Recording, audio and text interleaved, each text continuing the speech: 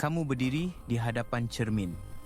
Tetapi pantulan yang kamu lihat bukan lagi milikmu.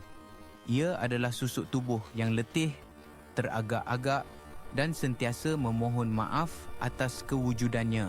Setiap langkahmu terasa berat, seolah-olah kamu memikul beban kesalahan yang tidak pernah kamu lakukan.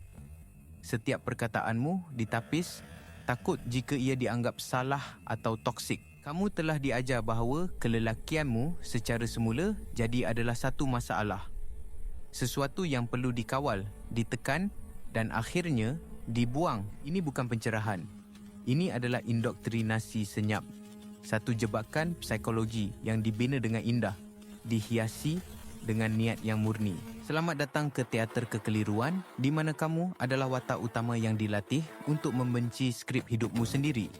Dan kamu tidak menyedarinya. Perasaan ini bermula secara halus. Satu komen sinis tentang mansplaining apabila kamu hanya cuba membantu. Satu pandangan jelek apabila kamu memegang pintu untuk seseorang. Sedikit demi sedikit, racun itu meresap. Kamu mula mempersoalkan setiap nalurimu. Keinginan untuk melindungi dianggap sebagai mengawal.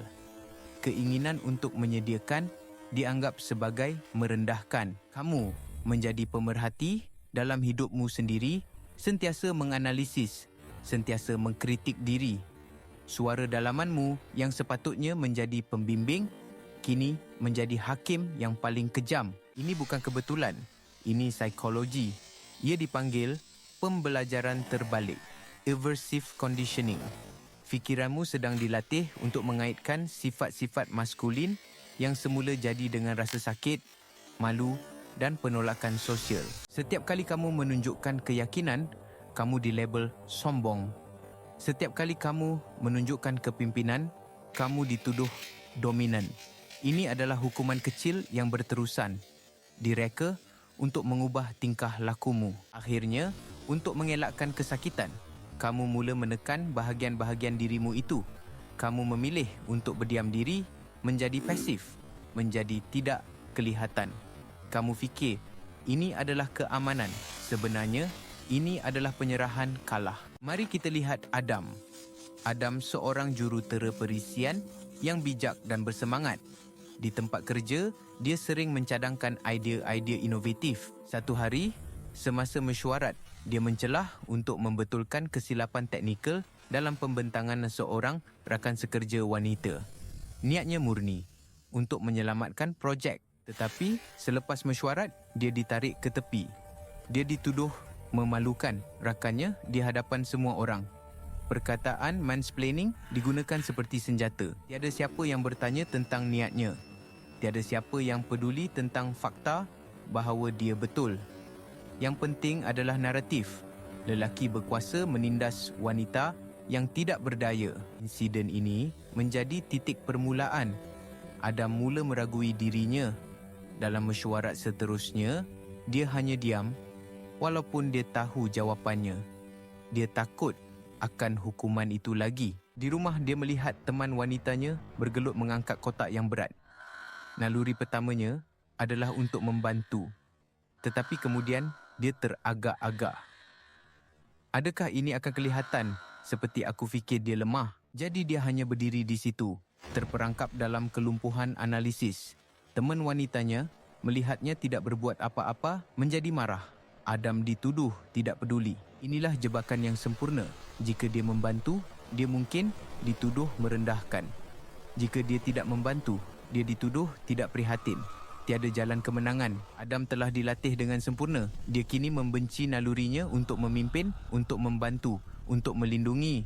Dia membenci bahagian dirinya yang menjadikan dia lelaki. Inilah kebenarannya. Ideologi yang kononnya memperjuangkan kesaksamaan telah, dalam beberapa bentuknya yang melampau, ia tidak lagi menyerang penindasan.